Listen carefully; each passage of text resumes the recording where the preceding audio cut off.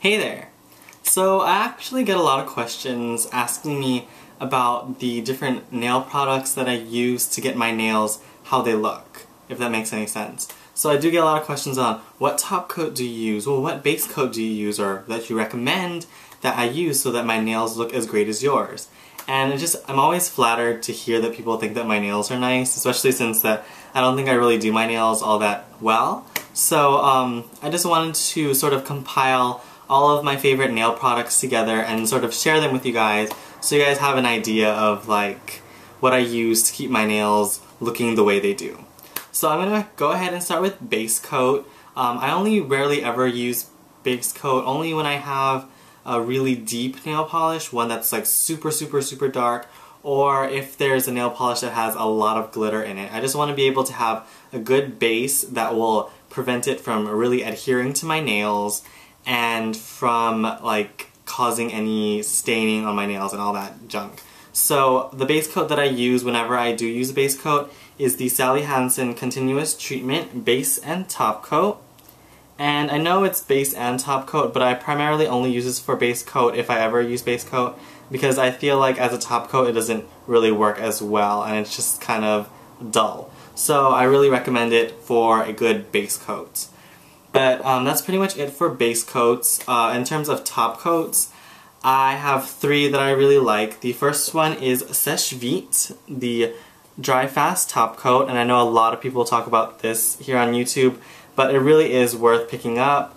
It has lasted me quite a bit of time, especially since I go through top coat pretty quickly and I use it a lot, so I'm glad that this has been lasting me. However, as a lot of you know, it does thicken up pretty quickly, so you have to take the time to really thin it out and make sure that it's still workable so it can do the good job that it can do. I like this because it does dry quickly and delivers a pretty good shine to your nails that lasts at least 3 to 5 days, so I really like this for a top coat. And then just recently, maybe in the past couple months or so, I've been using the Good To Go Top Coat by Essie, and I've been absolutely loving it. I feel like it delivers a little bit more shine to your nails, and it actually dries a little bit quicker than Seche Vite, but I still love Seche Vite, but the Essie Good To Go Top Coat is really good as well, so I definitely recommend this one. And I know those ones are a little bit more expensive, so if you guys are looking for a little bit of a cheaper alternative for a good top coat, I recommend the Sallie Hansen Insta-Dri Anti-Chip Top Coat. And I actually picked this up because I was running out of top coat and I just wanted to get one that was a little bit cheaper and just one that I can just grab from CVS and be able to just use for my nails. And so that's the reason why I picked this up, but I've been actually liking this quite a bit. It doesn't dry as quickly as Seche Vite or the Essie Good To Go Top Coat, but it does dry a little bit faster than some of the other drugstore top coats that are out there. The shine is okay, it's not like absolutely brilliant, but it will give you a decent shine for your nails. So this is a pretty good top coat to use if you're looking for a cheaper alternative for a top coat. But that's pretty much it for top coats. In terms of nail polish remover, I only use like the Cutex Nourishing nail polish remover. This is the only one I ever really buy. I know a lot of people are like, oh, you should just buy a big tub or a big bottle of pure acetone, and I've been thinking about that, but I just really like using the Cutex Nourishing nail polish remover. I also get the CVS brand one as well because those go on sale and you can get them for really cheap. So I use those sometimes, but I really love this one in terms of my like go-to nail polish remover. And then with my nail polish remover, I pretty much only like always use like cotton balls to remove my nail polish. But if it's a little bit more of a trickier situation where there's a lot of glitter or there's a lot of detailing to my nails and I really need to like really get it off, I use like cotton pads with the sort of ripples in them, and I feel like it really picks up the glitter a lot better and it just cleans it off a little bit easier than using a cotton ball to remove it. So I definitely recommend using these for if you have like a little bit more glitter on your nails or it's a little bit more difficult to remove. Well, that's pretty much it for what I use for removing my nail polish. Another thing that I really love is nail polish thinner. And if you have a substantial nail polish collection, I feel it's a little bit essential to have nail polish thinner, especially if you're changing out your nail polish all the time, using different ones. The other ones sit and they just thicken up, and when you get around to using them, they're just kind of no good already. So you have to like go check on your nail polishes and check on the consistency, mix it a little bit to see if it's, you know, still workable, and then apply a few drops of nail polish thinner and just roll it around in your hands, and it'll revive it and you're able to use it and it'll last a lot longer. This is the one from Sallie Beauty Supply, the Beauty Secrets nail polish thinner, and it was really cheap and you get a pretty good amount of nail polish thinner. I've used it like 4 or 5 times now and it's still pretty full. So nail polish thinner I feel is a really good essential, especially if you have quite a bit of nail polish. But yeah, some other nail polish tools or nail tools that I really like. I really recommend using a cuticle pusher.